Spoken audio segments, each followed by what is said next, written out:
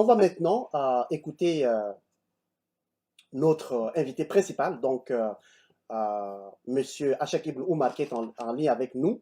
Euh, nous le recevons aujourd'hui pour parler de son retour au Tchad. Monsieur Achak Ibn Oumar, il y a un an exactement, vous avez annoncé sur RFI votre décision de retour au Tchad suite à l'amnistie. Comme vous le savez, beaucoup de gens s'inquiètent pour votre sécurité, y compris moi. Apparemment, nous avons tous eu peur pour rien. Vous êtes en sécurité au Tchad. Quelle était votre motivation? Et est-ce que vous aviez aussi certaines craintes avant d'atterrir au Tchad? Bonjour Migo et merci pour cette opportunité. Concernant la question de la motivation de mon retour au pays, je dois rectifier que j'ai fait la déclaration sur Radio France Internationale en juillet 2018, donc ça fait un an, mais je ne suis rentré effectivement qu'en novembre et j'ai commencé à m'installer qu'à partir de janvier 2019. Vous savez, quand un homme politique choisit le chemin de l'exil et prend des postures critiques vis-à-vis du régime, les gens prennent des raccourcis et interprètent tout de suite cette position comme étant le résultat d'une frustration ou d'un mécontentement ou alors d'une recherche de pouvoir ou du moins d'une place dans le pouvoir existant. Alors que si on faisait attention à mes déclarations, mes écrits, mes analyses, je ne m'étais jamais mis dans une logique de renversement du pouvoir, plutôt dans une logique de compromis et de dialogue. Vous savez, l'homme politique est souvent jugé en fonction de l'image qu'on s'est fait des politiciens en général. Vous savez la fameuse phrase les politiciens sont ceci, les politiciens sont cela. C'est comme si on appartenait à une race à part et qui réagit de façon instinctive de la même façon dans toutes les situations. Quant mon sentiment au moment de l'atterrissage à l'aéroport de N'Djamena, comme je le disais, la crainte c'était complètement absente, mais je dois dire tout sentiment habituel était absent. Vous savez, quand vous retrouvez votre pays après tant d'années d'exil, vous êtes envahi par un sentiment indicible qui ne ressemble à rien par rapport à ce que vous avez connu jusque-là comme sentiment, que ce soit la joie, la crainte, le soulagement ou l'angoisse. Et si je peux me permettre cette comparaison, le seul sentiment avec lequel je peux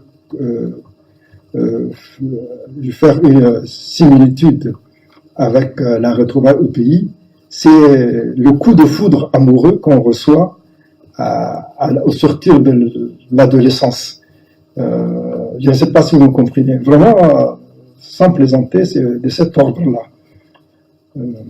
Bon, cela dit, je comprends certains camarades qui, avant que je rentre, avaient exprimé des inquiétudes sur ma sécurité, bien que je pense qu'il n'y avait pas de quoi, mais je les en remercie parce que ça part d'un bon sentiment, à savoir leur souci par rapport à ma modeste personne. Oui, mais comment vous avez trouvé le Tchad après 25 ans de vie d'exil en dehors du Tchad? Comment vous avez retrouvé le Tchad? Comment j'ai retrouvé le Tchad?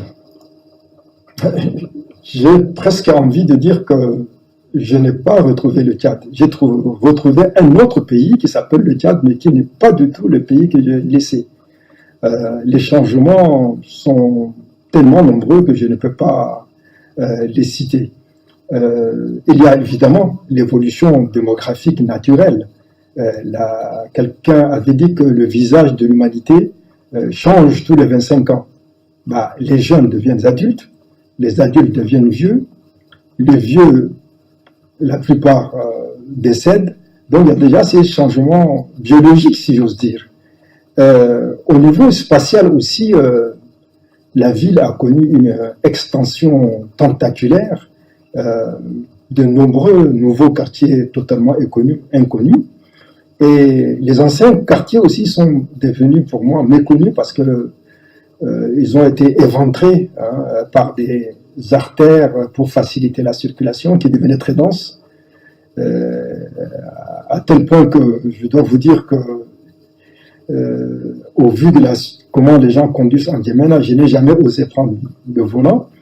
Et les quartiers aussi ont été, les anciens quartiers, je veux dire, défigurés par des constructions de bâtisses privées, commerciales, publiques, de tous ordres. Et donc, vraiment, j'ai trouvé un pays que je ne connaissais pas du tout. Une note négative, un des changements qui était désagréable, c'est j'ai eu l'impression que les mentalités ont connu une certaine régression. Le sens de l'éthique professionnelle, la convivialité sociale, tout cela, et même la morale individuelle tout court, j'ai eu le sentiment que tout cela s'est dégradé. Bon, je dois dire ici que quand on prend de l'âge, on a toujours l'impression que les nouvelles générations sont moins sérieuses que les nôtres. C'est humain après tout. Mais c'est vraiment le sentiment que j'ai eu. Bref, concernant une démarche précise du président Idriss Déby, non, je ne suis pas rentré à la demande de ce dernier. Cependant, je dois reconnaître que le président Déby Itno a toujours eu pour habitude d'envoyer des émissaires officieux ou officiels auprès des opposants et des responsables de la rébellion. Et moi-même, j'ai eu à rencontrer plusieurs fois au fil des années certains de ces émissaires, mais on n'a jamais dépassé le stade des salam alek, si j'ose dire. En réalité,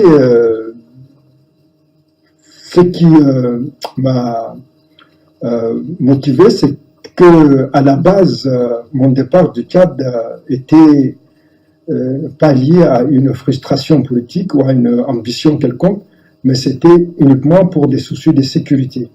J'étais arrivé à la conclusion que ma sécurité n'était pas garantie, à tort ou à raison. Et une fois qu'il y a eu l'ordonnance d'amnistie de mai 2018, elle-même faisant suite aux résolutions du Forum national de février-mars de la même année, donc je me suis senti en sécurité, si j'ose dire, ou avoir suffisamment de garanties pour rentrer, parce que n'oubliez pas que une partie d'entre nous, des responsables de la rébellion à l'époque, étions simplement condamnés à mort par la justice tchadienne. Et je ne pouvais pas retarder davantage mon retour au pays après tout ce long temps, et surtout que vous savez, l'exil, malgré le confort matériel et sanitaire et sécuritaire en Europe, l'exil, c'est une prison qui ne dit pas son nom pour le corps et une amputation répétitive, je dois dire, pour l'esprit.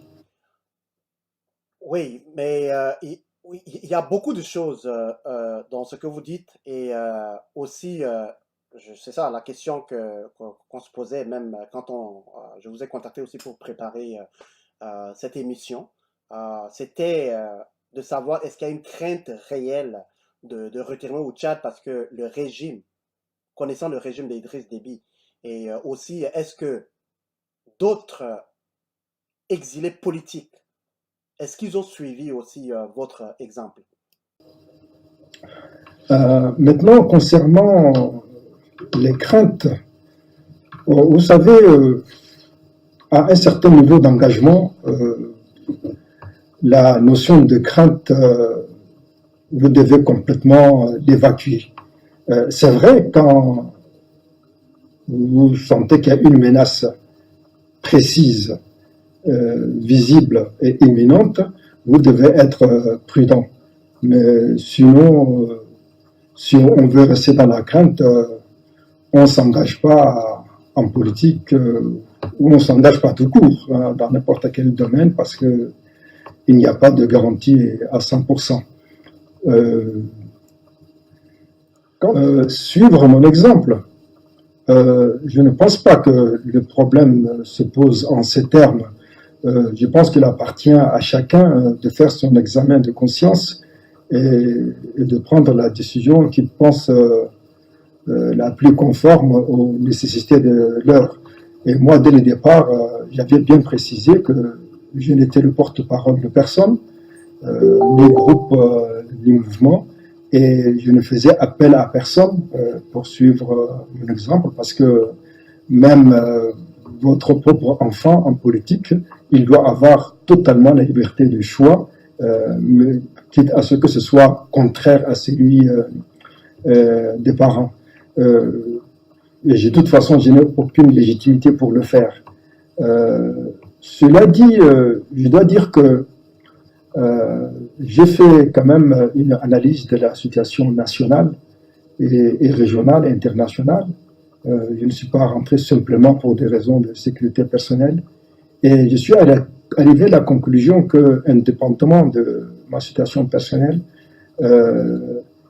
la fragilité de nos États, la multiplication des problèmes qui menacent la stabilité et le vivre ensemble et la paix civile, les désarrois dans lesquels se trouvent les populations et le danger terroriste qui, à mon avis, va continuer à sévir pendant des années et même peut-être prendre de l'ampleur malgré toutes les forces militaires extra-africaines qui interviennent. Et compte tenu de tout cela, je suis arrivé à la conclusion que même si on n'est pas d'accord avec la politique qui est menée, il faut être d'abord au pays, au sein de la société, apporter son apport d'une façon ou d'une autre. Et si on vous fait appel, participer à la gestion de la chose et amener une contribution même minime à côté des autres compatriotes pour une amélioration des choses. Ça, c'est vraiment le fond de ma pensée. Et maintenant, seul le temps dira si, compte tenu de ce contexte et de ce que j'ai analysé, mon choix était pertinent ou bien c'était un choix erroné. Bon, excusez-moi, je vais un peu me necter la gorge. Puis j'en profite pour faire un peu de la publicité pour la production nationale, l'eau minérale Vitaline de la société Tchad Industries Company. Voilà, bon, excusez-moi. Oui, oui, c'est fait, la publicité est faite. Une autre question, je dirais la dernière question que j'aimerais vous poser, Monsieur Hachek Ibn Oumar, chers invités. Je suis donc avec Monsieur Hachek Ibn Oumar, qui est conseiller technique aux affaires étrangères, à la coopération internationale chargée de la diaspora, à la présidence de la République du Tchad. Monsieur Ibn Oumar, vous êtes nommé donc, comme je viens de le dire, votre titre au niveau de la présidence et vous êtes chargé aussi de la diaspora. Ailleurs en Afrique, la diaspora est une source de développement. Est-ce que l'environnement au Tchad est favorable pour que la diaspora tchadienne y investisse réellement? Est-ce qu'il y a de l'opportunité pour la diaspora tchadienne? Bon, pour venir à la question de la diaspora et son apport en termes d'investissement, je dois dire que bon, je ne veux pas donner l'impression de donner des leçons aux compatriotes qui, malgré toutes les difficultés et les obstacles, arrivent quand même au niveau public, au niveau privé, au niveau social, à maintenir un État qui marche plus ou moins. Et néanmoins, vraiment, l'honnêteté m'oblige à dire que, en termes d'attraction de la diaspora et des investissements étrangers en général, le Tchad est très, très, très en retard. Nous avons un potentiel économique, touristique, commercial et agricole surtout énorme, mais nous n'arrivons pas à mettre cela en valeur suffisamment et créer l'environnement nécessaire pour que les compatriotes de la diaspora et les investisseurs étrangers puissent vraiment apporter des contributions décisives. Les obstacles sont vraiment nombreux. Il y a les lourdeurs administratives qu'on trouve dans la plupart des pays africains, mais il y a même les comportements quotidiens de nos compatriotes à tous les niveaux, même les simples citoyens ou les petits agents ou les responsables. Vraiment, je ne fais pas de distinction que c'est telle ou telle catégorie de personnes qui est vraiment la plus responsable. Il y a des comportements, je dirais, quotidiens et des mentalités, des façons de faire, des façons d'approcher les gens, des façons d'aborder les problèmes qui font vraiment fuir non seulement les investisseurs ou et même les simples touristes. Je pense que les autorités publiques ont pris conscience de cela, si on en croit les critiques très sévères exprimées par le président Déby Itno lui-même et les initiatives prises par le ministère de l'économie et de la planification de développement en matière d'organisation de forums tels que le récent forum pour l'investissement Tchad des pays arabes, précédé du forum Tchad-Turquie et précédé du PND, Plan national de développement, à Paris en octobre 2017. Mais le chemin est encore très très long à parcourir. Et comme on dit chez nous, il faut vraiment s'attacher les reins.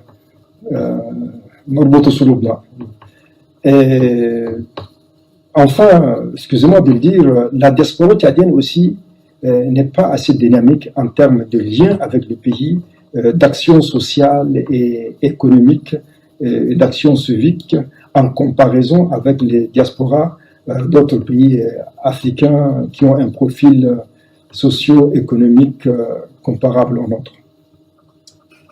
Wow. Merci beaucoup de votre temps et on sait que vous êtes un homme très occupé, donc merci beaucoup et c'est très apprécié.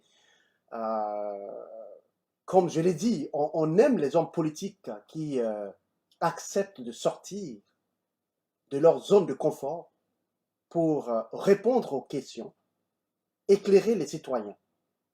Et je sais que vous en faites partie, c'est pas pour la première fois que vous intervenez d'ailleurs sur notre antenne et c'est très apprécié. Donc, on vous souhaite bon séjour à N'Djamena et question de sécurité, votre sécurité, comme je l'ai dit, on ne s'inquiète pas pour vous. Apparemment, tout va bien. On souhaite que vous ne soyez pas touchés. On souhaite que personne ne vous fasse quoi que ce soit.